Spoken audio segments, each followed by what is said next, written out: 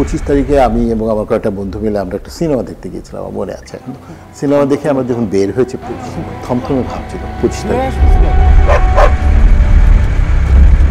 রিক্সা গাড়িও ছিল না, তখন আমরা হেঁটে হেঁটে আসছিলাম ওখান থেকে, মধুমিতা থেকে হেঁটে হেঁটে ধানমন্ডি ওখানে আসলাম। গাড়ি চলছে, খুব থমথমে ভাব, কেউ কিছু জানে না, আমি জানি না কি হতে যাচ্ছে, কিন্তু মনে হচ্ছে যে একটা কিছু হবে। হঠাৎ করে 25শে মার্চ সন্ধ্যায় ইয়াহিয়া গোপনে ঢাকা ত্যাগ করে, আর তখনই সামরিক বাহিনী শুরু করে অপারেশন সার্চলাইট। বাতাসে বেশি আসে অশনি সংকেত। ছাত্র জনতা রাস্তায় রাস্তায় ব্যারিকেড দিয়ে গড়ে তোলে প্রতিরোধ। খবর আসে রাজারবাগ পুলিশ লাইনে। তারপর রাতে বাসায় গেলাম, যে ঘুমাতে গেলাম, আমার সাথে আমার একটা বন্ধু ছিল, সে এখন মারা গিয়েছে। ও আর আমি ঘুমিয়ে আছি, আমরা রোড নম্বর 19 নম্বর রোডে ছিলাম, ধানমন্ডিতে আবাহনী মাঠের ঠিক অপোজিট। তখন আবাহনী মাঠ ছিল না।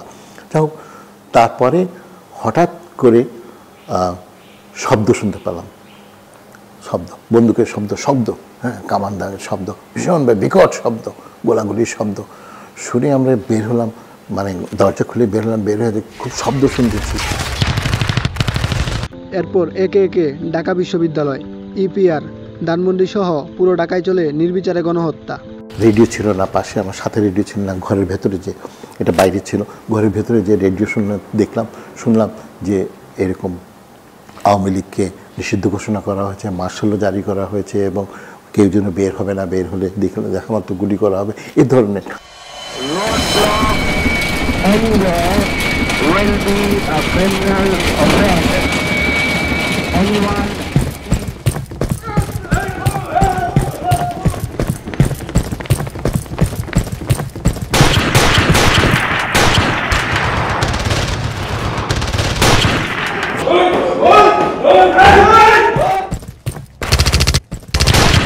সিরাজ ভাই বললেন যে এক কাজ করো, ইত্তেফাক তো খুব একটা নিরাপদ হবে বলে মনে হয় না, ওপর তলাটা, তখন ইত্তেফাক কনস্ট্রাকশন হচ্ছে, নিচে মেশিন রুমে চলো, মেশিন রুমে গিয়ে আমরা পত্রিকা যেভাবেই হোক বের করতে হবে।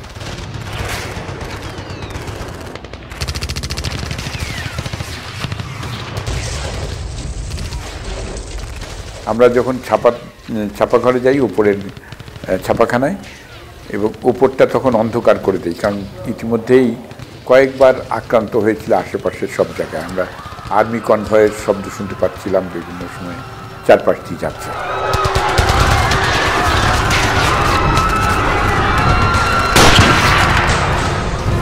আমার 25শে মার্চে ডিউটি শুরু হয় রাত 8টা থেকে। আমাদের ডিউটি 12 ঘন্টা ছিল, রাত 8টা থেকে সকাল 8টা পর্যন্ত। আমি ঠিকমতো ডিউটিতে যাই, যাওয়ার পরে থমথমে ভাব, সমস্ত হসপিটাল থমথমে ভাব, রাস্তা প্রায় ফাঁকা। 12:30 থেকে তো গোলাগুলি শব্দ, তখন তো অ্যালার্ট হয়ে গেলাম যে সেই গোলাগুলি শব্দ কিন্তু আমাদের পুরানো ঢাকার দিকে না, সব নতুন ঢাকার দিকে, বুঝছেন, ঢাকা মেডিকেল কলেজ, ইউনিভার্সিটি এরিয়ার শব্দগুলো সব শুনতে পাচ্ছিলাম। তখনই আমাদের যারা বস ছিলেন আমাদেরকে বললেন, বি অ্যালার্ট, তোমরা ক্যাজুয়ালিটি ওয়ার্ডটা ঠিক করে রাখো, ক্যাজুয়ালিটি ওয়ার্ড আসতে পারে। আমি আমার মেট্রনকে ডেকে আমি বললাম, তোমরা একটু ঠিক করো। আমার সুপারিনটেন্ডেন্ট যিনি ছিলেন উনিও আমাকে বললেন, একটু খেয়াল রাখো। ভোর 4টা, বোধহয় 4:30, এই আমি লাশ শুরু করলাম বাবা।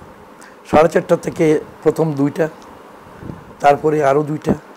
তো আমার এতগুলো বেড ছিল না রাখার জন্য, আমি লাশটা বারিন্দাদের মধ্যে রাখলাম সাজিয়ে। 6টা ওদেরকে পাঠাইলাম পোস্টমর্টম, যেতে আমাদের মর্গে। তো মর্গে এসে 10টার বেশি পর্যন্ত জায়গা হয় না, তাদের সারার জায়গা তো নাই, আগেরগুলো আছে আর এখন এগুলো জায়গা হচ্ছে না।